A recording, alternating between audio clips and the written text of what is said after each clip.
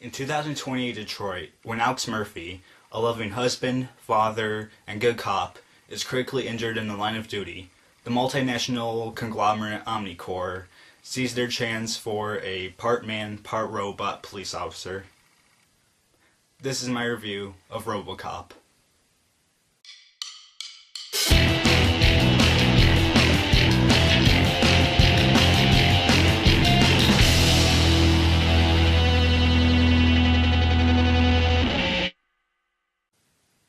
So when I first heard that they were going to make a remake for RoboCop, I didn't know what to think at first because I've only seen bits and pieces of the original RoboCop.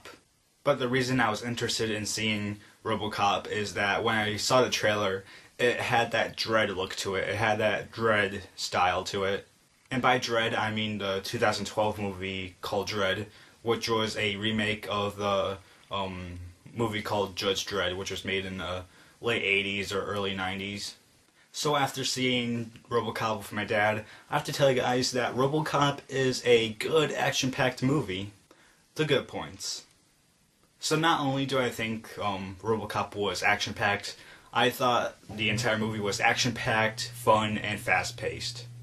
And I was really surprised at how fast the movie went because the movie is almost 2 hours, I believe, and it just went by in a jiffy.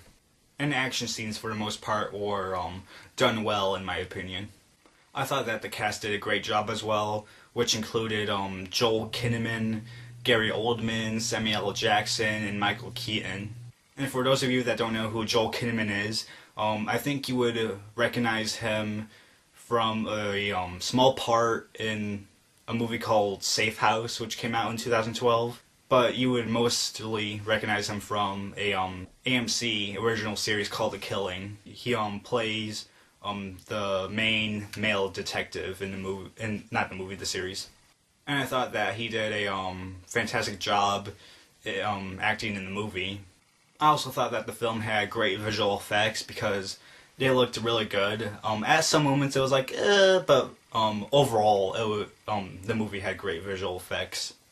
I think the reason the pacing of the movie was really done well was the editing of the movie. I thought that the editing was done very well. The directing and writing of the movie was good for what it gave us. And the final good point I have to say is that it had the original theme from the original movie. And by the original theme, I mean the theme music for RoboCop. And that's one of the things I was wondering when I was going into this movie, like if it was going to have the original theme music or not, and it did. The bad points. So one of the things I didn't like about RoboCop was that there were some moments, story-wise, in the movie that were a little bit convenient and everything. And I also thought that there were some other things that were convenient for the main protagonist, RoboCop. I also thought that some scenes could have been directed, written, or acted better, in my opinion, for like at certain moments. I also thought that the ending was a little bit weird as well because the ending doesn't end with the main character, and I thought that it would have been cool to have the movie ended with the main character. I mean, I liked the way the movie ended. Like when I left the theater, I was thinking to myself, man, that's a little bit strange for the ending of this movie. Another thing I didn't like about this movie was the kid actor who played the son of Alex Murphy. I didn't like this kid actor. I mean, at certain moments he was good, but like overall I thought he was just didn't really need him, or he should have acted better. And the final bad thing I'll say about RoboCop is that something happens in the movie that's crucial overall for the movie to continue, and it's not really explained to us like why it happens or how it happens. Like we sort of have to think for it like to ourselves, but some of the characters like sort of say what happens. I'll just get to it in the spoiler section, but here are the ratings now. So, saw some with my dad. My dad gives this movie a 3.25 out of 4 stars, And I, as well, give this movie a 3.25 out of 4 stars. I think it's worth the money. If you like action movies, then you'll certainly like this movie. But if you're one of those people that doesn't really like action movies, then you should put it off until it comes out on Blu-ray and DVD. And if you're a fan of the original RoboCop, then I think you'll like this movie. Alright, spoilers for RoboCop. If you haven't seen this version of RoboCop yet, then get out of here because I'm going to be spoiling a crucial moment in the movie. But if you want to stay, then stay. But I'm just warning you, spoilers.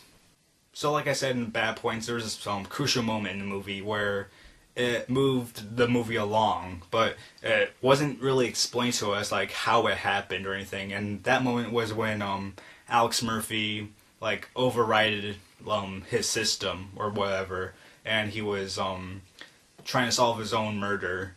And it's sort of to explain to us by Gary Oldman's character that like his mind sort of overrided in the system, but it's like, well, how?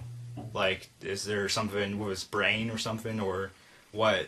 But now that I've had a few days to like really think it over, I've been thinking that it was his emotions, because the movie talks a lot about emotions and machines and how they interact with each other, and I think that his emotions override the system. But the thing that I didn't like about how this was played out in the movie was that they didn't really say it was his emotions or anything. Like, it was just his mind overriding the system, and they didn't really say that it was his emotions that overrided the system. So that was it. That was my review for RoboCop. Hope you guys liked it. And other than that, that's it.